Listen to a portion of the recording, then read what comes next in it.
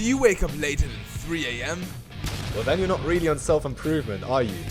So get up out of bed and listen to this video where we're going to teach you how to wake up earlier without sacrificing any of your precious sleep. So let's start with the mornings. First up, you want to wake up at the same time every single morning. Why this? It's because it resets your circadian rhythm. If you wake up at the same time, you're going to tell your body, okay, this is the time when the day starts. This is the time that you wake up. Your biological clock is a powerful thing. Use it to your advantage. Also, leave the bed as soon as you can.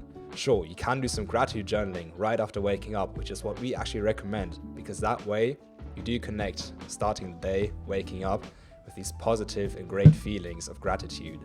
But as soon as you're done with gratitude journaling, get out of bed as soon as you can. Also, get some sunlight in your eyes. Remember, your brain is actually not that different from the brain of some cavemen back in the days.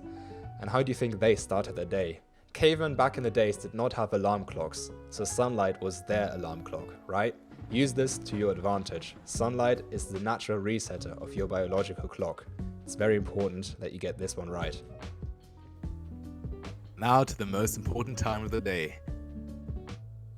The most important thing is caffeine. Caffeine usually messes up so many people's sleep schedule because they consume it too late. And this really varies from person to person, but if you're the type of person whose sleep gets affected by caffeine, make sure you stop your caffeine intake as early as possible. I'd recommend 2 p.m., but depending on what time you go to sleep, even stopping before noon can be very beneficial. And now, routine. Now, routine is the most important thing when it comes to your day. This also means exercising at the same time. Now, you want to exercise at the same time every day. This can be in the morning or in the afternoon. If you exercise in the evening, it might disrupt your sleep because you're going to feel super energized in the evening. But if you've got no other time, well then exercise in the evening. And the same thing goes for your food actually.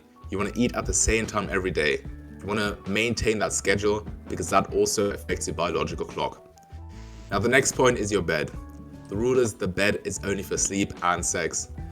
Now the reason for that is that you don't want to do anything else in your bed. You don't want to spend your time studying while you're in bed. A lot of people like to do that, or scrolling on Instagram or TikTok while you're in bed. Now it seems super relaxing, but the thing is your brain is going to associate your bed with being awake. And that's not good because you're not going to fall asleep in the evening then. So make sure you only use it for sleep.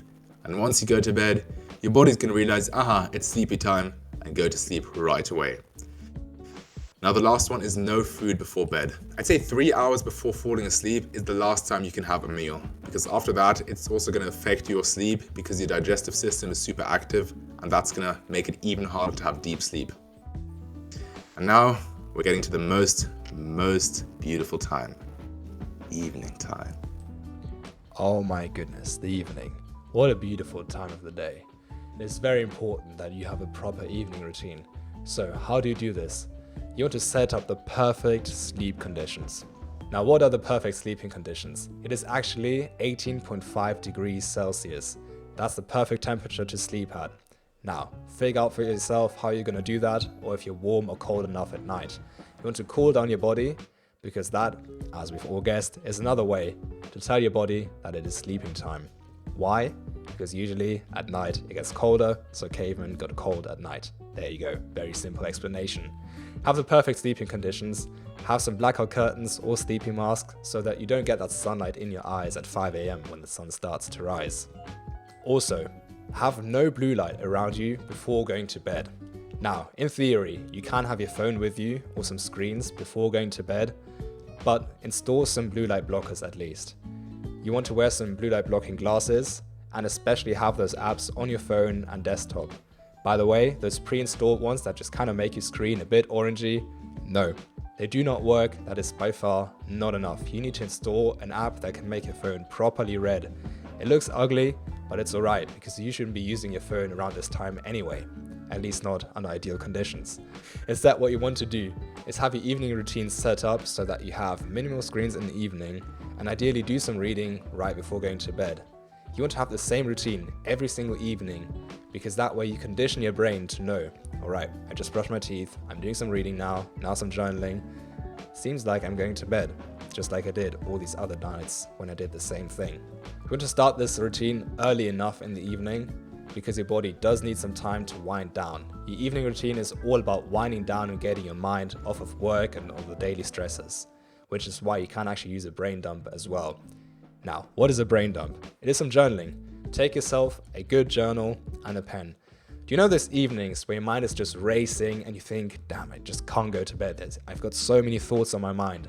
This is when a brain dump comes in. You simply take your journal, put your pen on the paper, and you write down your very first thought. Now you just keep on writing everything that comes to mind, and you'll see when you're done with this, your mind is going to be nice and quiet. It's as if you put all your thoughts onto paper and your mind is free now. Also, a sleep stack can help. Anything that includes valerian, theanine, or even tryptophan can help you fall asleep faster or have a better night's sleep. If you really have to, you can take some melatonin, but be very careful with this. It's a strong component that is usually produced by your brain, and if you take it for too long, too many times in a row, your brain is actually going to downregulate its own melatonin production. Be careful with this one and only use it to reset your circadian rhythm. If you enjoyed this banging episode of Pablo's Pill, you might like this one as well. We'll see you there.